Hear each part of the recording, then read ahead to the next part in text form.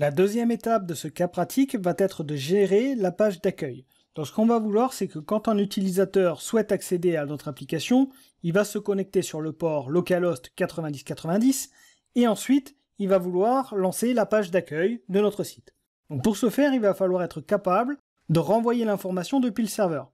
Donc l'utilisateur va faire une demande au serveur pour accéder à la page d'accueil et le serveur doit renvoyer cette information. Et nous allons commencer dans un premier temps par générer notre premier fichier, le fichier index.ejs, qui va contenir tout simplement les informations que l'on va vouloir renvoyer à notre client. On peut retourner directement au niveau de Visual Studio Code et nous allons générer ce nouveau fichier. Donc on fait New File et on va écrire le fichier index.ejs puisque nous avons défini notre moteur de template qui serait EJS. Donc dans ce fichier, on va générer une page de base HTML. Ce qu'on voudrait pouvoir faire, c'est utiliser HTML ici, que ça génère directement tout. Pour ce faire, on va rajouter un nouveau plugin. Donc vous pouvez remettre ici EJS et vous allez installer EJS Snippet ici directement, ce qui va nous permettre de générer des informations très rapidement. Vous voyez ici, j'ai écrit HTML et du coup, ça me fait une proposition pour générer une structure standard en HTML5. Je clique dessus et vous voyez, ça m'a généré le code. Une fois ce code généré, on va rajouter à l'intérieur du body une simple balise où on va écrire coucou pour avoir une information à l'écran. J'aimerais maintenant que l'utilisateur puisse accéder à cette page quand il demande l'accès à notre application. Pour ce faire, on va déjà lancer une demande depuis le client. Pour cela, on va aller dans le navigateur et directement, on va essayer de lancer l'application en écrivant localhost et directement le port que nous avons associé. Donc, il ne faut pas oublier 2 points et ensuite le port 90. Comme vous pouvez voir ici, nous avons un message d'erreur qui indique qu'on ne peut pas accéder à la ressource GET, ou en tout cas que le serveur ne sait pas quoi faire. Donc pour renvoyer une information depuis le serveur, il va falloir retourner ici au niveau de serveur.js et faire quelques ajouts.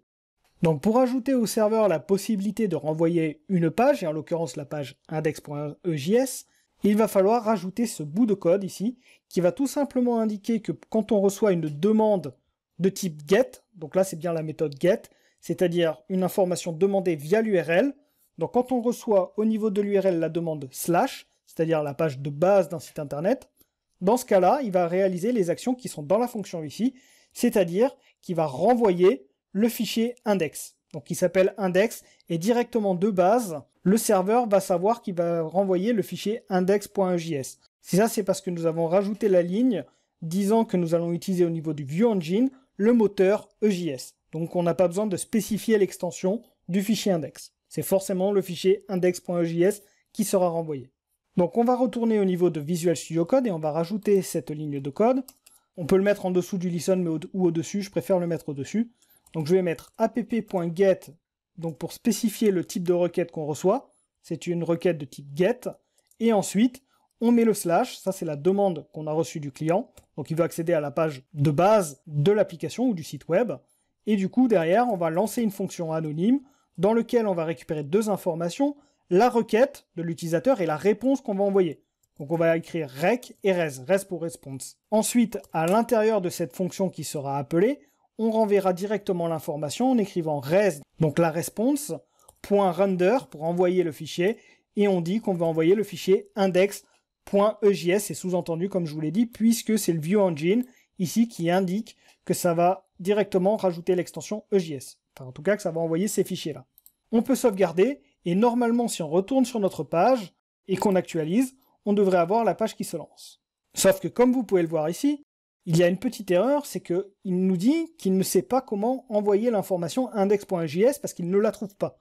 Effectivement, de base, avec express.js, vous devez placer vos vues, c'est-à-dire les fichiers que vous voulez envoyer, dans le dossier qui s'appelle views.